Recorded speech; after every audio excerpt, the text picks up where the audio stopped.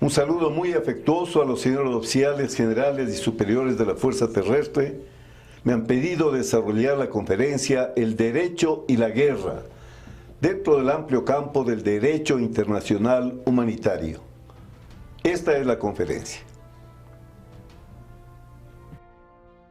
Desde los inicios de la organización de la humanidad, frente a recursos siempre escasos y necesidades crecientes, han existido conflictos, enfrentamientos entre personas, sociedades, estados, imperios.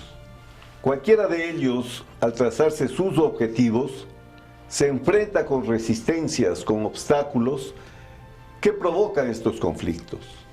Los conflictos son fruto de los propios complejos personales, de frustraciones colectivas o individuales, de ambiciones, de reivindicaciones y quizás del tema más difícil, problemas de valores, porque con los valores es muy difícil transigir, con los valores es muy difícil negociar. Los conflictos pueden ser interpersonales, entre grupos sociales, y también hay una esfera del conflicto político. El conflicto político que puede ser interno o internacional. El conflicto internacional significa, en muchos casos, llegar a la guerra. Como ustedes ven, el conflicto está presente en todas las etapas, en todas las organizaciones, en todos los momentos de la vida de las personas, de las sociedades y de los estados.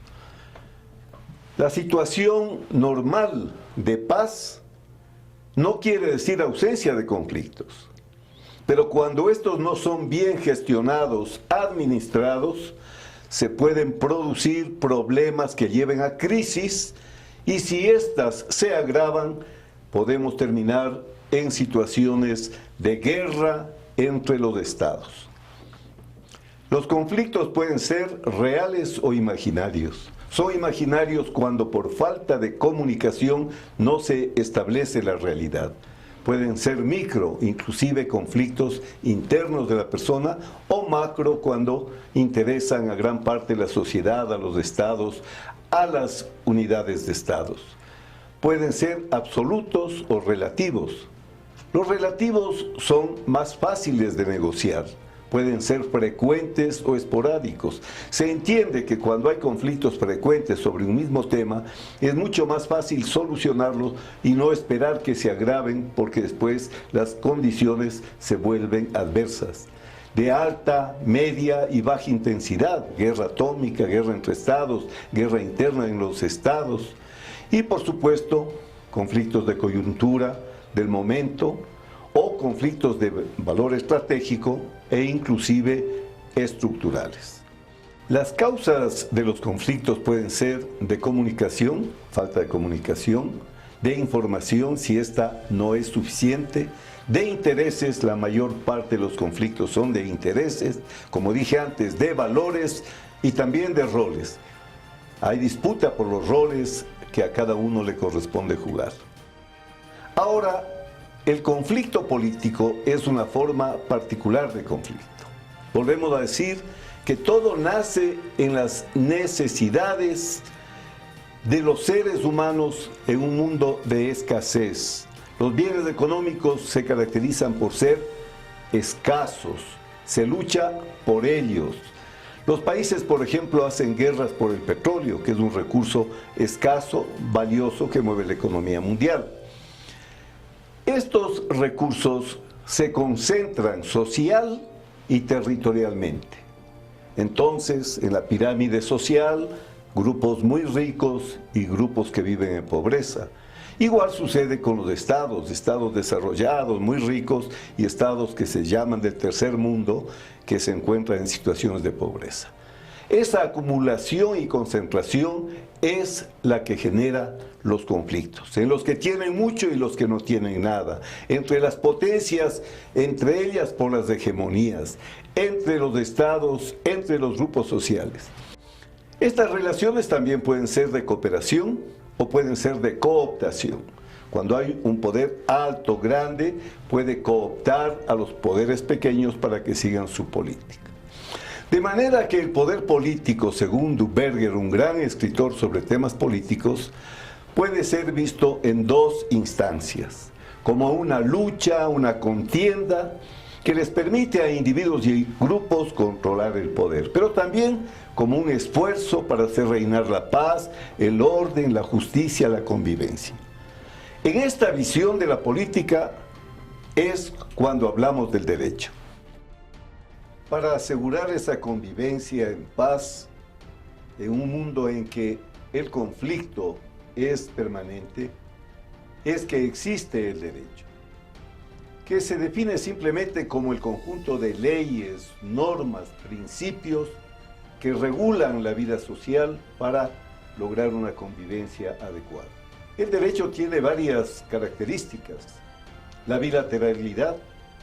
Ustedes siempre han escuchado decir que mi derecho comienza donde termina el derecho del otro. También cuando hay un conflicto, hay una víctima y hay un victimario. Esto quiere decir el concepto de bilateralidad. La imperatividad, porque el derecho es para todos, es obligatorio y se hace cumplir con medidas coactivas. La coercitividad implica que desde el Estado existen organismos, juzgados, fiscales, policía, para llevar a quien rompe las normas hacia el cumplimiento de las mismas o hacia la sanción. Y por último, generalidad.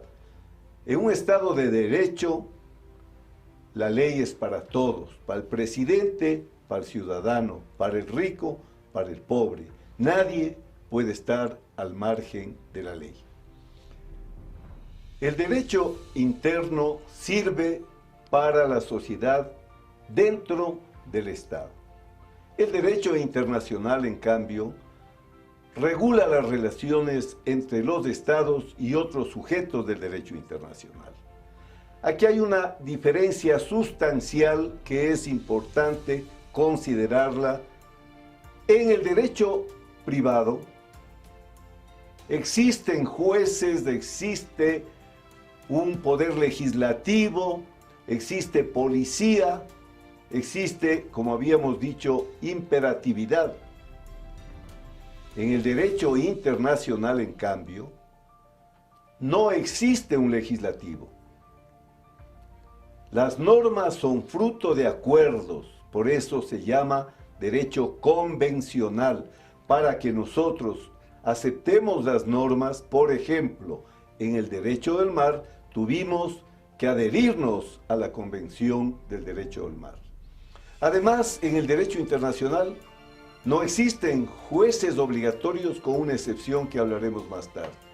Ni nadie puede ir y llevarle a un Estado ante un juez, porque para inclusive ir a la Corte de la Haya, las dos partes tienen que aceptar hacerlo, como ha sucedido recientemente entre Perú y Chile, o está sucediendo entre Bolivia y Chile.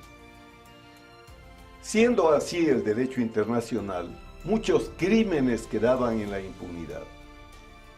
Crímenes en los que participaba muchas veces el mismo Estado y por lo tanto nadie podía sancionar. De manera que para eso se creó la Corte Penal Internacional, que está establecida en Roma, para juzgar todos los graves crímenes en contra de la humanidad. Crímenes de genocidio, de lesa humanidad, crímenes de guerra, crímenes de agresión. Cuando vamos a hablar del derecho internacional humanitario, hay que considerar que existe entonces una corte que sí es obligatoria, que sí puede llevar al infractor para ser juzgado y que sí puede sancionar. Por eso les digo que esta corte se sale de lo que habíamos explicado del derecho internacional como convencional. Aquí están elementos que antes eran privativos del derecho interno. ¿Cuáles son los sujetos del derecho internacional público? En primer lugar, el ser humano. Los derechos humanos pueden ser reclamados mediante herramientas e instrumentos del derecho internacional público. Los pueblos y nacionalidades, Las organizaciones internacionales son sujetos, participan en los procesos del derecho internacional y por supuesto los estados que fueron los originales sujetos del derecho internacional y para quienes en definitiva se creó ese derecho. De acuerdo a la Convención de Ginebra de 1949, la guerra es un conflicto armado declarado o sin declarar entre dos o más estados. La guerra es civil o interna cuando es dentro del estado. La ocupación de un territorio, por ejemplo, Alemania ocupando Francia, todos estos elementos configuran una guerra.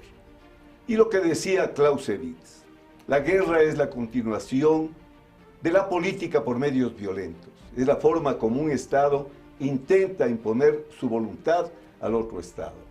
Y realizarla es la base, el origen de la ciencia y del arte de la guerra. En el gráfico que ustedes observan, van a ver a la sociedad en la cúspide, el derecho que permite la vida en paz, en tranquilidad, y en dos ramas, el derecho interno y el derecho internacional. A su vez, el derecho internacional es público o privado. El privado cuando se trata de temas de distintas nacionalidades, pero sobre asuntos de comercio o de esta naturaleza. Cuando interesan al Estado o al interés de las personas con el Estado, de las organizaciones con el Estado, entonces hablamos del derecho internacional público. Dentro del derecho internacional público ubicamos al derecho internacional humanitario. La guerra es un hecho jurídico y es un hecho político. El porqué de la guerra, la deficiencia del derecho internacional en tener la capacidad coactiva para obligarle a un Estado infractor a cumplir la norma. Como no existe la coacción, entonces los derechos tienen que defender soberanamente sus intereses. Frente a cualquier amenaza de otro país, de otra organización, los Estados organizan sus fuerzas armadas porque no hay quien le defienda a un Estado si no es capaz de defenderse a sí mismo. Ahora, como decimos que la guerra es un hecho jurídico, está respaldada la acción bélica tanto por la legítima defensa conforme a la Carta de las Naciones Unidas como en casos de defensa colectiva. En estos casos se cumple con la guerra en cuanto a un hecho jurídico. Ustedes van a ver que entonces un Estado se relaciona con otro de distintas maneras y que la guerra es una forma de relación entre los Estados. Por lo mismo, está regida por las normas del derecho internacional. No cumplir con esas normas implica sanciones que pueden ser impuestas desde los organismos internacionales. ¿Por qué también es un hecho jurídico? Porque implica un cambio en la relación entre los Estados. Por ejemplo, en una guerra victoriosa, un Estado conquista territorio, cambia jurídicamente la situación de ambos Estados. Una parte de ese territorio cambia de estatuto, comienza a regir en él la ley del triunfador, la constitución del triunfador, la moneda triunfador. Como ustedes ven, la guerra ha cambiado un hecho jurídico. Por eso es que hay que entender que el uso de la violencia está fundamentado en la ley. Cuando un Estado rompe con cualquiera de las normas del derecho internacional, puede ser imputado ante los organismos internacionales por esta infracción. Y el infractor tiene que responder por los actos realizados. Esto es lo que se conoce como responsabilidad internacional. Un Estado infractor imputado por el Estado ofendido tiene el deber de llevar las cosas al estado natural antes del cometimiento de la infracción.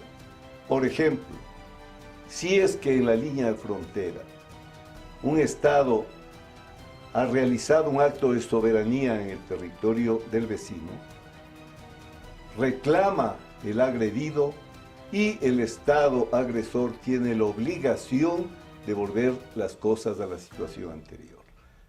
En caso contrario, existen formas de obligarle al infractor para que cumpla con la ley. Estas son las represalias y la retorsión. La más grave de las relaciones para hacer cumplir cuando alguien infringe la ley, las normas del derecho, sin duda, es la guerra. Lo que hemos hablado para los problemas entre los estados puede reproducirse al interior de un estado. Cuando existe un grupo beligerante reconocido, esta parte de la población interna del Estado adquiere responsabilidades y derechos similares a los que rigen en la relación entre Estados. Para esto es necesario que estos combatientes en contra de las fuerzas legítimas del Estado reciban el reconocimiento como beligerantes. En la guerra interna de Nicaragua, recordarán ustedes, muchos países reconocieron a los sandinistas como beligerantes. A partir de entonces, ellos se comprometen a cumplir con las normas del derecho internacional, pero también tiene que hacerlo el Estado. Ahora, asoma un actor adicional en la relación. El Estado, el grupo reconocido como beligerante y el Estado que reconoce la beligerancia, el cual tiene la obligación de ser neutral en el conflicto. Esto es muy importante por lo que ha sucedido a lo largo de la Guerra Fría en los países donde guerras subversivas se pudieron desarrollar, pero requiere dos elementos fundamentales. El uno, control de un territorio, y segundo, que hayan mandos y organización responsables. Ustedes pueden decir, en Colombia las FARC tenían control territorial, tenían jerarquía de mandos, pero en el caso de estos grupos violentos no tuvieron el reconocimiento de beligerantes que les podía haber colocado en una situación distinta. El derecho humanitario, en definitiva, regula la conducta en los conflictos armados. Su objetivo es evitar y limitar el sufrimiento humano innecesario en los conflictos armados. Tiene dos áreas, una de protección a las personas que no participan en las hostilidades. Recuerden ustedes cómo en la Segunda Guerra Mundial hubo mucho más bajas civiles que bajas uniformadas. Recuerden los bombardeos de los americanos e ingleses a Dresden. Recuerden lo que es peor, las dos bombas atómicas lanzadas sobre el Japón. Entonces, proteger a las personas que no participan en las hostilidades o a aquellas que, habiendo participado, se han separado, se han retirado del conflicto. Y restringe, regula los medios y métodos con los que se hace la guerra. Dos sistemas existen a lo largo de la historia para este tema tan importante, ver cómo atenuar los rigores de la guerra. En la Primera Guerra Mundial, la situación de los combatientes fue extraordinariamente inhumana. Las trincheras que se tejieron en los campos de Francia fueron lugares donde toda brutalidad humana se pudo expresar, causando gravísimos problemas en los combatientes. Por eso es que ha sido necesario crear un derecho del combatiente, especialmente del herido, del enfermo. De eso se trata el derecho humanitario. En fin, Esto comenzó desde hace mucho tiempo, en 1899, ya hubo un convenio para cierto tipo de municiones que no se podían disparar porque eran innecesariamente crueles con los combatientes que eran heridos por este tipo de municiones. Y después el sistema de Ginebra, que inició en 1864 para referirse a los militares heridos. La propia Cruz Roja nació por eso, porque en los campos de batalla los soldados heridos, los militares heridos, los combatientes, no tenían la forma de ser asistidos, porque además las ambulancias, el servicio de sanidad eran atacados también como enemigos. Entonces, este sistema se actualizó en 1929, en 1949, cuando comenzó a preocuparse el derecho de proteger también a los civiles que antes no eran considerados porque en realidad las guerras se hacían fundamentalmente entre soldados. Recordemos las guerras napoleónicas, por ejemplo, las propias guerras de la independencia con raras excepciones.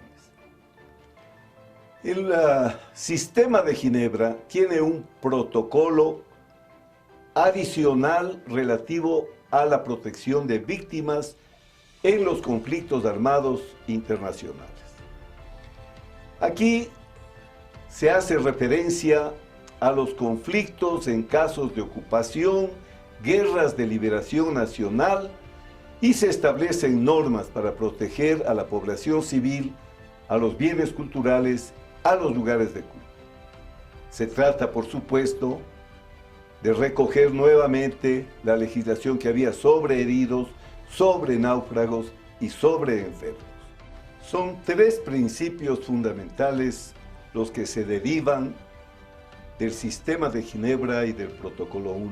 En primer lugar, los medios para hacer la guerra que tiene el comandante no son ilimitados. Yo mismo, en el conflicto del Cenepa, decía a los oficiales, la guerra tiene que ganarse causando el menor daño posible al adversario. Sun Tzu decía, la estrategia por excelencia es aquella que gana la guerra sin desenvainar la espada. La guerra no es una carnicería, es un acto inteligente. La guerra es un arte. Entonces, no se deben utilizar medios innecesarios para los fines y los necesarios tienen que tener los fundamentos del derecho y de la moral militar. Hemos dicho ya no causar daños superfluos, sufrimientos innecesarios. Y también hoy se introduce un tema que es fundamental. Ustedes recuerdan los bombardeos en Vietnam con Napalm, el enorme daño ecológico que esto ocasionó. Pues ahora que hablamos del cambio climático y en nuestra Constitución consta ya que la naturaleza tiene sus derechos, también es un tema que debe ser observado por los comandantes. Han existido órdenes, disposiciones de que no hay que permitir que hayan supervivientes, esto especialmente en las guerras étnicas y en las guerras religiosas. Esa también es una barbaridad que está absolutamente prohibida por el derecho internacional humanitario. Es muy importante el Protocolo 2, que se refiere a la protección de las víctimas de los conflictos armados sin carácter internacional. Son las guerras internas. Tenemos al lado nuestro, por el norte, las FARC, el ELN, al sur, Sendero Luminoso y otros movimientos. En todos estos casos se está haciendo referencia a que el conflicto es al interior de un Estado. Y cuando de parte de la organización contraria al Estado se acoge a la norma del derecho internacional humanitario, habíamos dicho ya tiene que ser bajo un mando responsable que ejerza los derechos, pero también cumpla las obligaciones del derecho internacional. Debe quedar muy claro el derecho internacional humanitario no se aplica a las situaciones de tensiones internas y de disturbios internacionales, porque esos son temas que corresponden al derecho interno de los estados. El artículo 3 es de suprema importancia, siguiendo en la misma línea de pensamiento. No podrá invocarse disposición alguna, dice, de este protocolo que menoscabe la soberanía del Estado, porque incumbe al gobierno mantener la ley y el orden, defender la unidad nacional, la integridad de su territorio. Observe lo que está sucediendo ahora en España con el caso de Cataluña. Cómo está reaccionando el Estado español. No habrá forma de que en cualquier acto violento se pueda justificar el separatismo, porque es deber del Estado mantener la integridad territorial, mantener la soberanía. Cualquier proceso de separación tiene que ser también un hecho jurídico. Tampoco se puede invocar al protocolo 2 para intervenir directa o indirectamente en un conflicto interno dentro de un Estado en cuyo territorio tenga lugar ese conflicto. El artículo 3 es de la mayor importancia. No se puede apelar al derecho internacional humanitario con fines de esta naturaleza. Existen otros instrumentos internacionales. En 1980 se firmó la Convención sobre prohibiciones, restricciones del empleo de cierto tipo de armas convencionales, con varios protocolos. En 1992 la Convención sobre Armas Químicas. En 1998 el Estatuto de la Corte Penal Internacional, del que ya hablamos. En 2003 la Convención en contra del crimen organizado, y también en 2007 se creó una oficina de asuntos de desarme en las Naciones Unidas. Estos son instrumentos que colaboran en el perfeccionamiento del derecho internacional público y del derecho internacional humanitario. Muchas gracias por su atención.